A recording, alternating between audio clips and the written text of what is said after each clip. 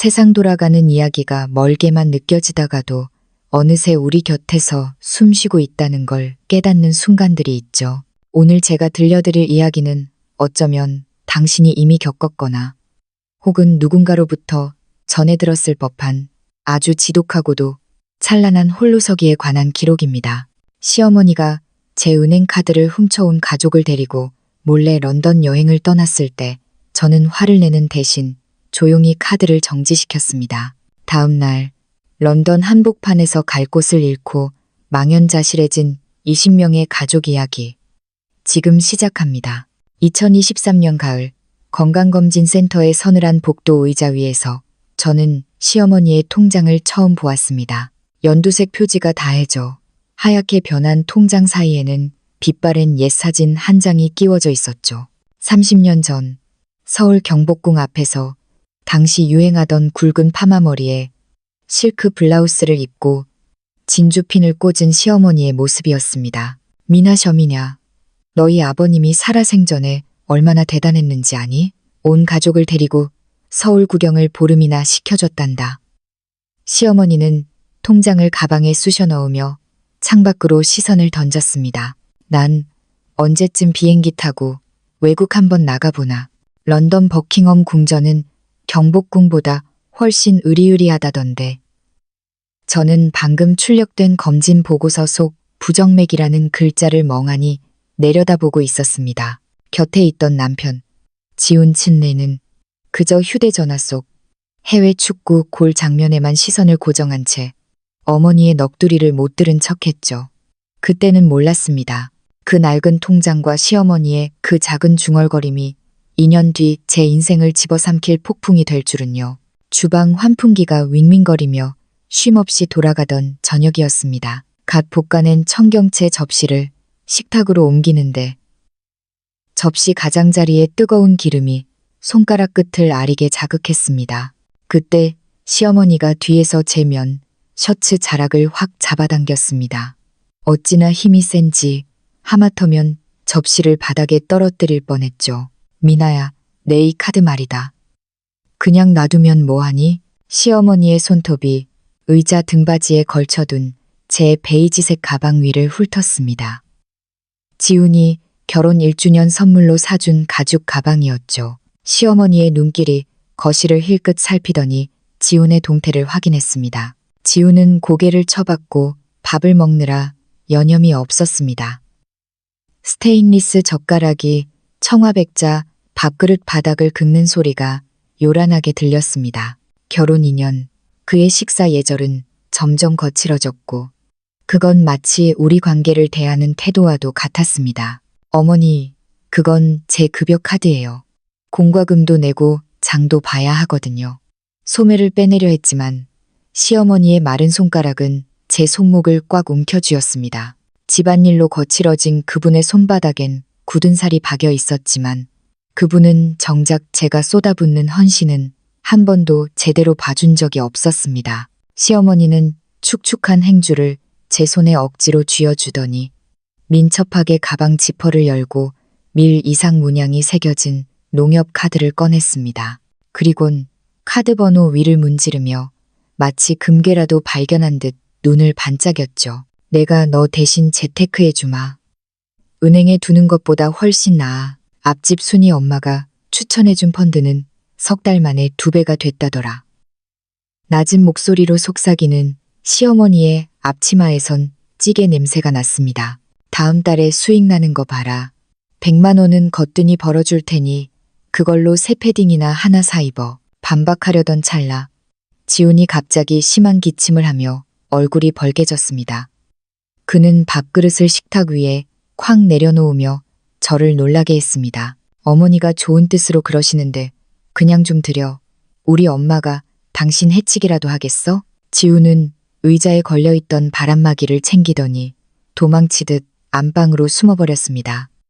슬리퍼조차 짝짝이로 신은 채였죠. 시어머니는 그 틈을 타 카드를 앞치마, 주머니 깊숙이 찔러 넣고는 제 손등을 툭툭 쳤습니다. 마치 도장을 찍듯 묵직한 힘이 느껴졌습니다. 걱정 마라. 이 어미가 다 생각이 있다. 시어머니는 주방으로 돌아가 콧노래를 흥얼거렸습니다. 그 엇박자의 멜로디가 제 귓가를 날카롭게 찔렀습니다. 저는 식탁에 앉아 젓가락을 들지 못했습니다. 접시 위에 청경채는 서서히 식어갔고 싱그러웠던 초록빛은 거무스름하게 변해갔습니다. 가방 속 비어버린 카드 자리는 마치 블랙홀처럼 제가 매달 야근하며 벌어들인 피땀 어린 월급을 삼켜버린 것 같았습니다. 창밖엔 가느다란 빗줄기가 날리기 시작했고 아파트 단지의 풍경은 안개 속에 흐릿하게 지워져 갔습니다. 밤늦게 시어머니가 두고 간 남색 외투 주머니를 정리하다가 접힌 종이 한 장을 발견했습니다. 펼쳐보니 볼펜으로 투박하게 적힌 글자들이 보였습니다.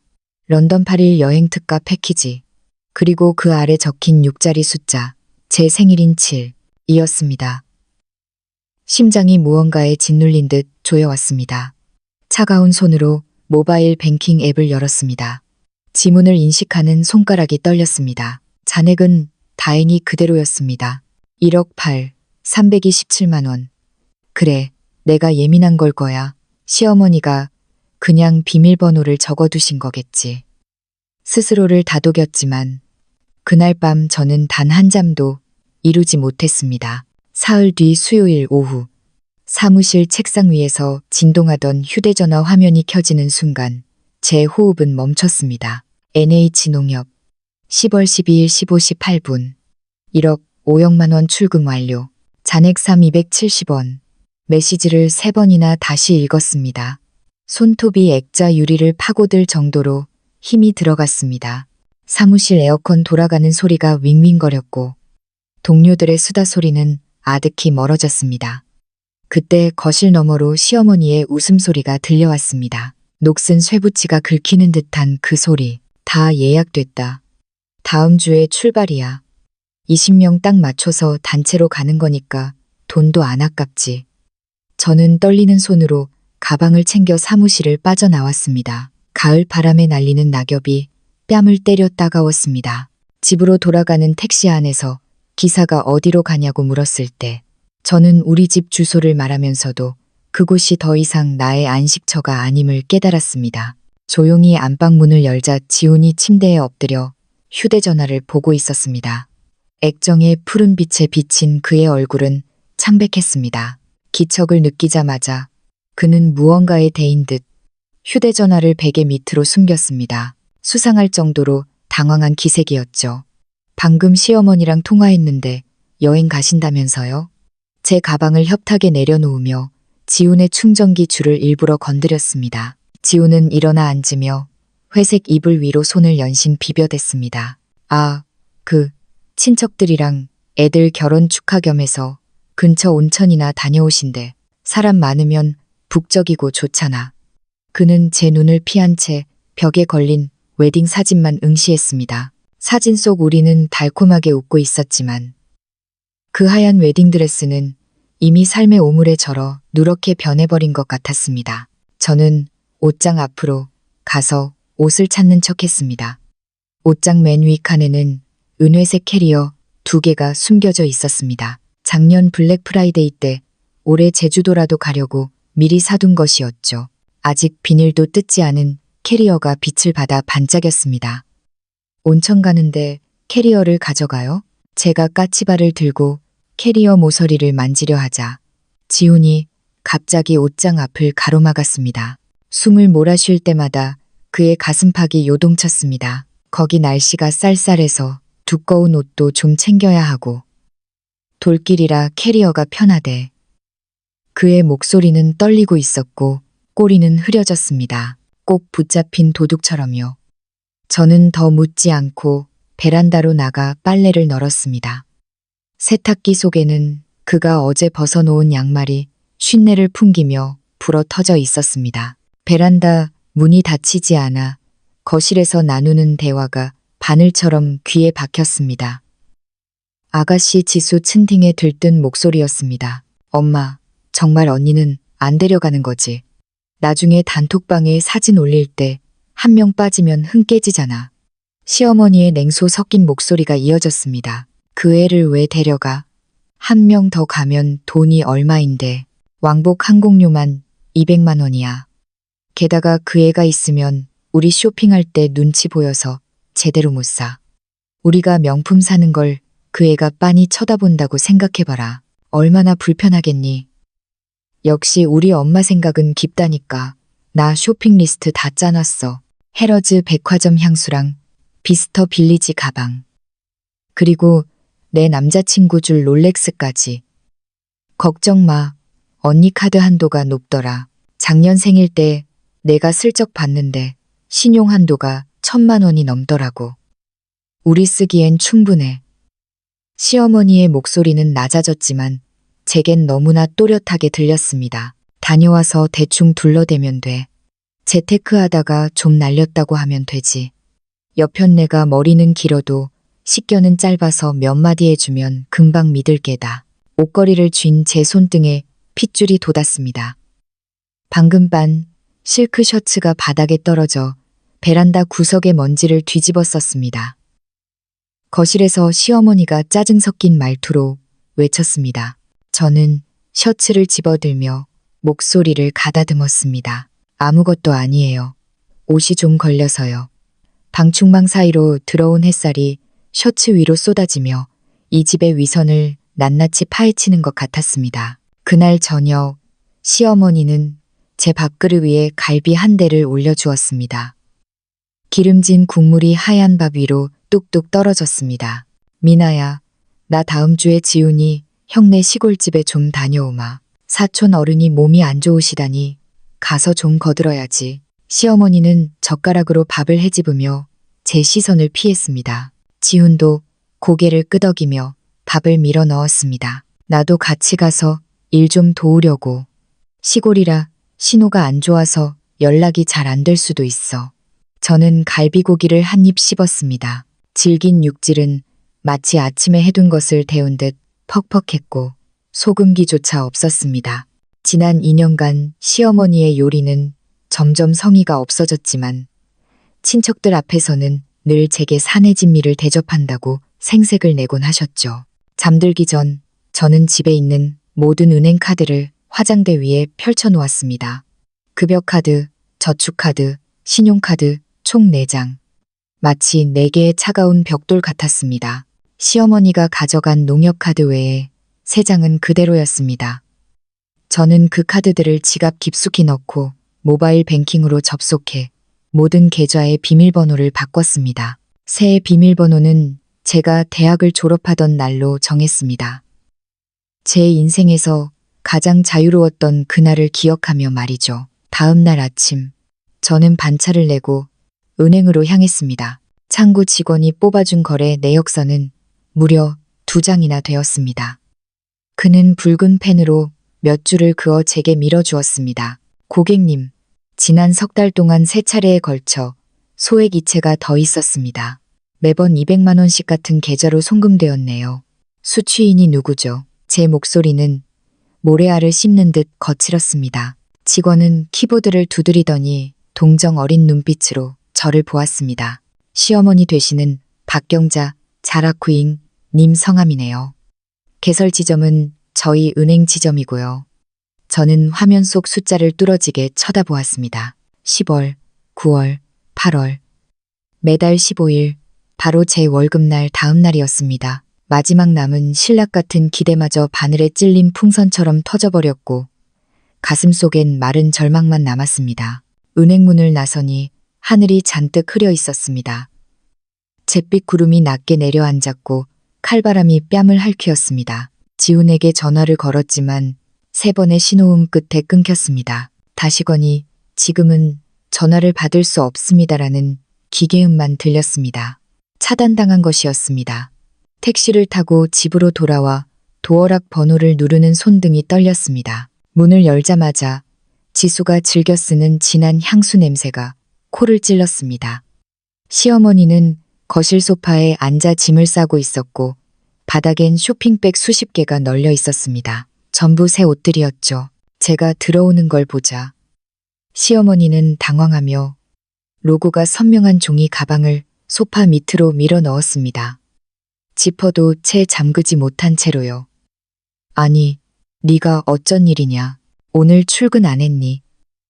급한 일이 좀 있어서요. 저는 신발을 갈아 신고 소파로 다가가 시어머니가 방금 갠 미백색 캐시미어 니트를 집어들었습니다. 부드러운 질감의 목선에 정교한 자수가 놓인 지난달 백화점에서 보고 50만 원이라는 가격표 때문에 포기했던 그 옷이었습니다. 어머니, 이 옷 새로 사셨나 봐요. 꽤 비싸 보이는데. 가격표를 만지려 하자 시어머니가 얼른 옷등을 가로채며 시선을 피했습니다. 할인할 때 산 거야. 얼마 안 해. 이 브랜드 제가 알아요. 롯데백화점에 입점해 있는데 세일 절대 안 하거든요. 시어머니의 얼굴이 순식간에 달아올랐습니다. 선물 받은 거야. 산 게 아니고 내가 알아서 챙길 테니 너는 신경 꺼라. 시어머니는 캐리어를 안방으로 끌고 들어갔습니다. 바퀴가 바닥을 긁는 소리가 귀를 찢는 듯 했습니다. 저는 소파에 앉아 지훈에게 메시지를 보냈습니다. 어머니가 내 카드에서 400만 원 빼간 거 당신도 알고 있지. 전송 버튼을 누르자 묵직한 마침표가 찍힌 기분이었습니다. 30분을 기다려도 답장이 없기에 다시 보냈습니다. 지금 다 같이 런던 가려는 거지. 함흥차심이었습니다. 오후 3시가 넘자 현관문이 덜컥 열리며 시어머니의 여동생이자 지훈의 이모인 순이 저란 갓빨간 가방을 메고 들어왔습니다. 입속에선 껌을 질겅질겅 씹고 있었죠. 30 중반이 넘도록 결혼도 안 하고 언니 집에 얹혀 사는 분이었습니다. 언니, 내 새 원피스 어디 있어? 빨리 챙겨야지. 런던 가면 긴팔 입어야 한다며. 시어머니가 방에서 나오며 귀금속 상자를 가방에 챙겨 넣었습니다. 쉿, 미나 집에 있어. 목소리를 낮췄지만 제 귀엔 똑똑히 들렸습니다. 순이 이모는 저를 힐끗 보더니 코웃음을 쳤습니다. 집에 있으면 어때? 어차피 그 애 카드 우리가 쓸 건데 뭐. 내 말대로 돈 더 이체해 두지 그랬어. 런던 호텔비가 얼마나 비싼데 하루에 40만 원은 줘야 한대. 이모는 소파로 걸어와 제 캐시미어 머플러를 목에 두르며 말했습니다. 이 머플러 괜찮네. 내가 런던 가서 쓰고 사진 찍게 빌려줘. 저는 그들 앞에 서서 순이 이모의 손을 막았습니다. 이모님, 런던 가신다는 얘기 왜 저한텐 한마디도 안 하셨어요? 이모는 당황하더니 시어머니를 쳐다보며 비아냥거렸습니다. 너한테 말해서 뭐 하니? 가지도 않을 건데. 시어머니가 얼른 수습하려 귀금속 상자를 가방 안쪽으로 밀어 넣었습니다. 그냥 며칠 바람이나 쐬고 오려는 거야. 네가 회사 일로 바쁘니까 방해 안 하려고 그랬지.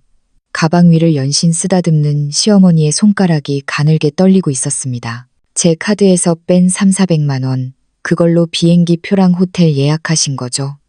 저는 시어머니의 눈을 똑바로 응시했습니다.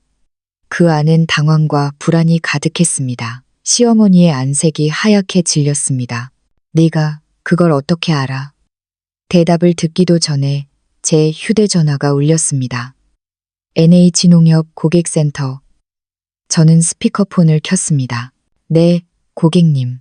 방금 ATM기에서 고객님의 신용카드로 현금 서비스를 시도하셨는데 비밀번호가 3회 연속 오류로 입력되었습니다. 계좌를 정지해 드릴까요? 상담원의 목소리는 전문적이고 차분했습니다. 저는 시어머니를 보았습니다. 그분의 손은 앞치마 주머니 속에서 뭔가를 찾으려 허둥대고 있었습니다. 네, 지금 바로 모든 계좌와 신용카드를 정지시켜 주세요. 전화를 끊자 시어머니가 미친 듯이 달려들어 제 전화를 뺏으려 했습니다. 너 미쳤니? 정지시키면 우린 어떡하라고. 제 돈인데 제 마음대로 정지시키는 게 뭐가 잘못됐나요? 제가 뒤로 물러나며 뿌리치던 찰나 지훈이 케이크 상자를 들고 들어왔습니다. 이 난장판을 본 그는 얼른 제 팔을 붙잡았습니다. 미나 씨, 좋게 말로 하자. 한가족끼리 얼굴 붉혀서 좋을 거 없잖아. 가족. 저는 실소했습니다. 당신들이 내 돈 훔쳐서 여행 갈 때 나한테 좋게 물어본 적 있어? 이 1억 8천만 원 내가 3년 동안 집 사려고 모은 돈이야. 당신들이 뭔데 함부로 써. 목소리가 떨려 나왔습니다. 두려움이 아니라 끓어오르는 분노 때문이었습니다. 시어머니는 갑자기 바닥에 주저앉아 대성통곡을 하기 시작했습니다. 비명에 가까운 목소리였습니다. 내가 어쩌다 이런 못난 아들을 둬서 며느리한테 이런 수모를 당하나. 내 아들 돈 내가 좀 쓰겠다는데 그게 무슨 큰 죄라고. 내가 허락 안 했으면 너 우리 집에 시집도 못 왔어. 곁에 있던 순이 이모도 허리에 손을 얹고 거들었습니다. 가족끼리 너무 추줄하게 구네. 지훈아, 너도 참 바보 같다. 마누라 하나 단속 못해서 집안꼴이 이게 뭐니? 저는 그들을 무시하고 안방으로 들어가 제 옷들을 캐리어에 쑤셔 넣었습니다. 지훈이 따라 들어와 제 팔을 붙잡았습니다. 어디 가려고? 설마 이혼이라도 하겠다는 거야? 저는 그의 손을 뿌리치며 한자 한자 내뱉었습니다. 이혼. 그 두 글자가 마음속에 담겨있던 천근만근의 짐을 내려놓는 듯 했습니다. 저는 곧장 동네 모텔로 향했습니다. 마음이 약해져서가 아니라 그들이 출발한 뒤에 움직이기 위해서였습니다. 이 흡혈귀 같은 가족들이 타국에서 눈물을 쏟게 만들어 줄 생각이었습니다. 모텔 방은 작고 벽지는 바랬지만 조용했습니다. 저는 노트북을 켜고 증거를 정리했습니다. 은행 거래 내역, 송금 기록, 그리고 시어머니가 예전에 카드를 가져갈 때 몰래 녹음했던 파일, 순이 이모가 했던 말들까지 모두 USB에 저장했습니다. 다음 날 오전 7시 지훈의 위치를 추적하니 여전히 집 와이파이에 연결되어 있었습니다. 아직 출발 전이었습니다. 저는 항공 예약 시스템에 시어머니의 정보를 입력했습니다. 역시나 오늘 낮 12시 런던행 비행기 표가 조회되었습니다. 지훈과 지수의 표도 함께였습니다. 무려 20명의 친척이 포함된 거대한 무리였습니다. 오전 10시 정각, 저는 은행에 전화를 걸었습니다. 네, 제 명의의 모든 계좌를 사고 신고 접수해 주세요. 농협카드와 신용카드 전부요. 단 1원도 인출되지 않게 해주세요.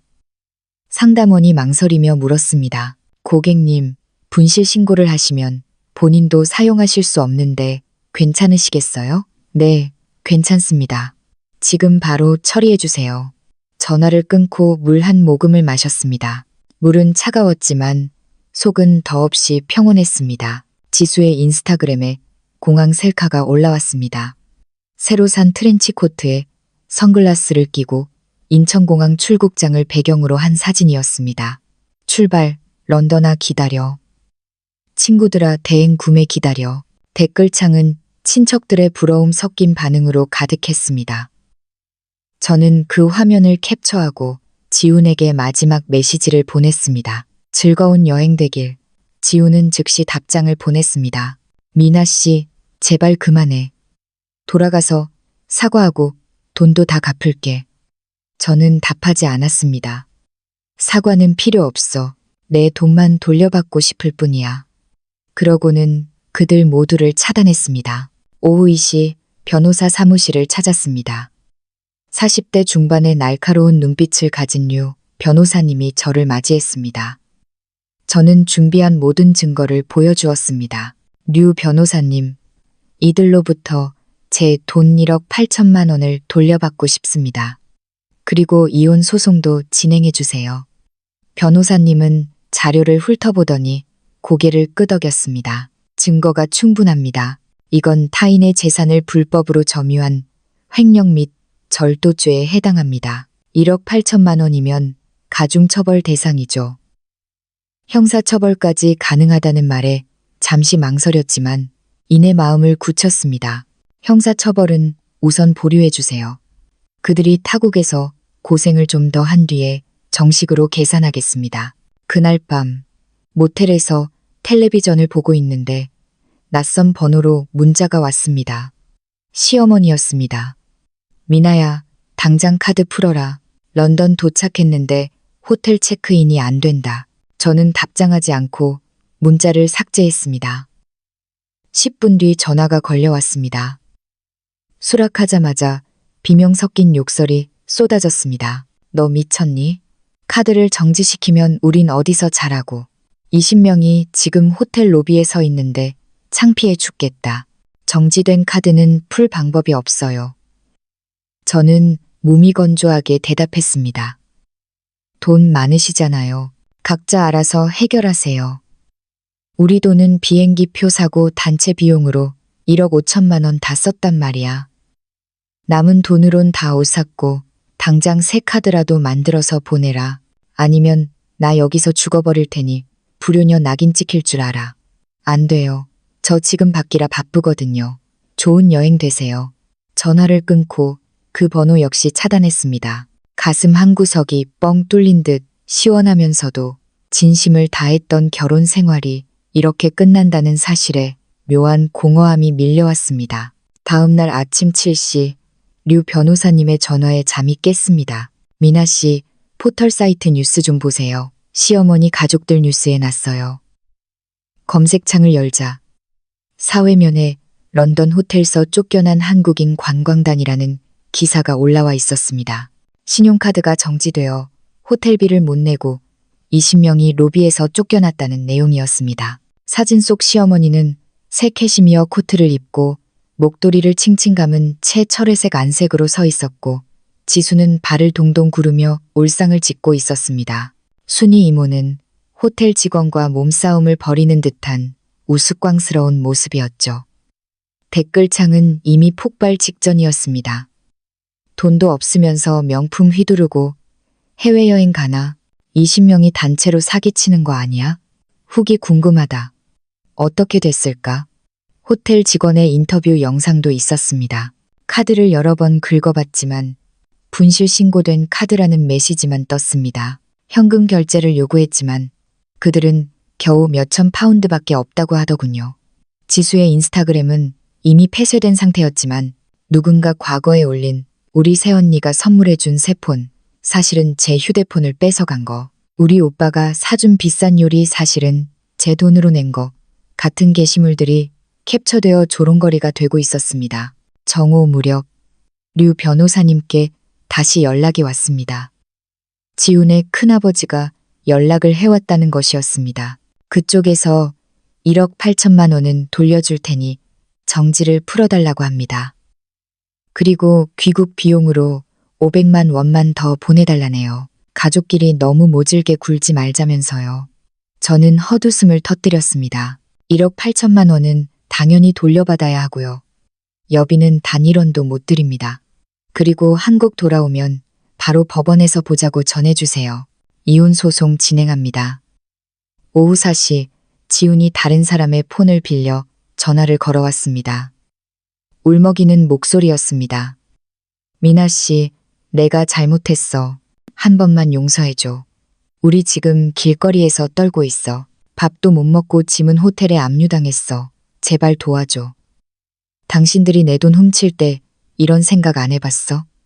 1억 8천만 원 다 입금해. 안 그러면 런던에서 평생 사셔야 할 거야.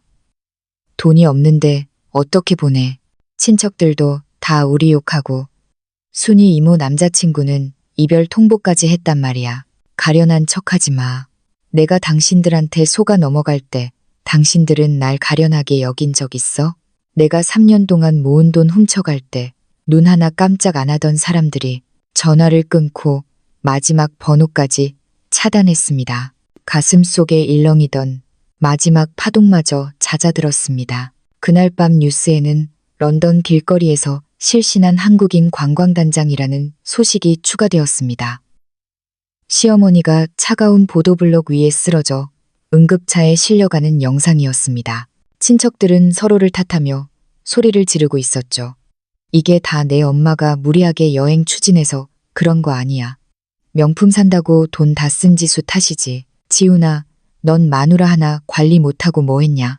그 아비 교환을 보며 저는 류 변호사님께 메시지를 보냈습니다. 어머니가 입원하신 것 같은데 병원비는 저와 상관없으니 대응하지 말아주세요. 일주일 뒤 지훈은 결국 이혼에 합의했습니다. 모든 재산을 포기하고 형사 처벌만 면하게 해달라는 조건이었습니다. 저는 이혼 도장을 찍기 전 1억 8천만 원을 전액 돌려받았고 그들이 제 돈을 훔쳤다는 자백 영상을 촬영했습니다. 민원센터 문을 나서는 제 얼굴에 쏟아지는 햇살이 어찌나 따스한지 마치 무거운 배낭을 내려놓은 듯 몸이 가벼웠습니다. 이혼 후 한 달, 저는 회사가 가까운 조용한 오피스텔로 이사했습니다. 베란다에는 제라늄과 다육이 화분을 놓아 생기를 더했습니다. 주말이면 새로운 레시피로 요리를 하고 친구 회원 사원과 영화를 보며 평범하지만 확실한 행복을 찾아갔습니다. 간혹 시어머니의 독설과 지훈의 나약함이 꿈속에 나타났지만 이제 더 이상 화가 나지 않았습니다. 그건 그냥 지나가 버린 불쾌한 꿈일 뿐이니까요. 그러던 어느 날 마트에서 지훈의 사촌 언니인 혜정 씨를 만났습니다. 런던 여행 멤버 중 한 명이었죠. 그녀는 할인 코너의 채소를 뒤지다가 저와 눈이 마주치자 당황하며 고개를 숙였습니다. 미나 씨, 오랜만이네. 잘 지내? 네, 전 아주 잘 지내요. 혜정 씨는요? 혜정 씨는 한숨을 쉬며 대답했습니다. 말도 마. 런던 다녀와서 남편이랑 매일 싸워. 망신만 당하고 돈만 썼다고 시댁에서도 나를 벌레 보듯 해. 재수 없는 년이라고. 저는 아무 말 없이 청경채의 한 봉지를 장바구니에 담고 그 자리를 떠났습니다. 2개월 뒤 저는 부서장에서 팀장으로 승진했습니다. 연봉도 올랐고 성과급도 두둑하게 받았죠. 저는 그 돈으로 요가와 영어 회화를 배우기 시작했습니다. 어느 퇴근길 아파트 입구에서 배달원 복장을 한 지훈과 휠체어에 앉은 시어머니를 마주쳤습니다. 시어머니는 반년 사이에 10년은 늙어 보였고 지훈의 눈은 핏발이 서 있었습니다. 지훈이 제 팔을 다급하게 붙잡았습니다. 미나 씨, 한 번만 도와줘. 어머니 수술비가 1억만 원이나 든대. 우리 정말 돈이 없어. 시어머니도 제 손을 잡으며 울먹였습니다. 미나야, 내가 잘못했다. 한 번만 살려주렴. 수술만 하게 해주면 내가 내 집 식모라도 하마. 저는 그들의 손을 차갑게 뿌리쳤습니다. 당신들이 내 돈 훔칠 때 제 미래는 생각해 보셨나요? 전 돈이 있지만 당신들에게 줄 일원은 없어요. 당신들은 그럴 자격이 없거든요. 지훈이 소리를 질렀습니다. 어떻게 사람이 이렇게 독해? 엄마가 죽게 생겼는데 독한 건 당신들이었죠. 속이고 훔치고 비웃던 그 시간들이 지금의 당신들을 만든 거예요. 저는 뒤도 돌아보지 않고 엘리베이터에 올랐습니다. 닫히는 문 사이로 들려오는 욕설과 울음소리를 뒤로 한 채 저는 집으로 돌아와 향긋한 꽃차 한 잔을 내렸습니다. 과거의 그림자는 이제 완전히 거쳤습니다. 그 후 저는 오랜 꿈이었던 꽃집을 열었습니다. 이름은 미나의 화원. 화사한 분홍색 벽지에 커다란 창으로 햇살이 쏟아지는 곳입니다. 친구 회원과 동료들이 축하 화환을 보내주었고 소문이 나면서 가게는 금방 자리를 잡았습니다. 꽃을 사러 온 한 아주머니가 저를 보며 놀라더군요. 어머, 혹시 그 뉴스에 나왔던. 저는 환하게 웃으며 대답했습니다. 네, 맞아요. 하지만 지금은 보시다시피 아주 행복하답니다. 아주머니는 해바라기 한 다발을 사며 말씀하셨습니다. 이 꽃처럼 늘 밝게 사세요. 참 보기 좋네. 저는 꽃집을 운영하며 온양사 난양셔라는 여성자조 모임을 만들었습니다. 저처럼 혼자만의 고통 속에 갇혔던 여성들이 모여 서로의 상처를 보듬고 자립을 돕는 곳이죠. 변호사님을 초빙해 법률 지식도 나누고 꽃꽂이와 베이킹을 배우며 서로의 성장을 응원했습니다. 어느덧 꽃집 1주년. 50명이 넘는 회원과 함께 파티를 열었습니다. 저는 강단에 서서 해바라기 한 송이를 들고 말했습니다. 여성의 성장은 단순히 강해지는 것이 아니라 절망 속에서도 스스로를 구원할 수 있는 힘을 믿는 것입니다. 우리 모두가 자신의 삶을 주도하는 당당한 주인이 되길 바랍니다.